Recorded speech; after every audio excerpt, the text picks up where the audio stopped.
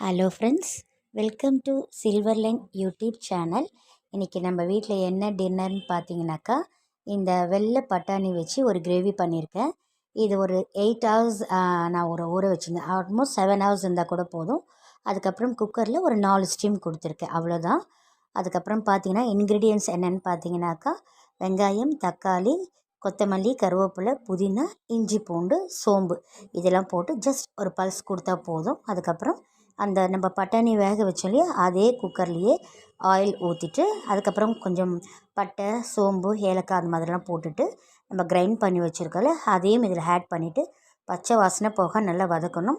அதுக்கப்புறமா இந்த பட்டாணி வேக வச்சுருந்தோம் இல்லையா, அதையும் அதில் சேர்த்துட்டு நம்ம மிக்ஸி அரைச்சிருக்கோம் இல்லையா, அந்த வாட்டரையே அதில் நம்ம போட்டாலுமே போதும். பாருங்கள், இந்த மாதிரி ஒரு ஒரு கிரேவி மாதிரி வரும்.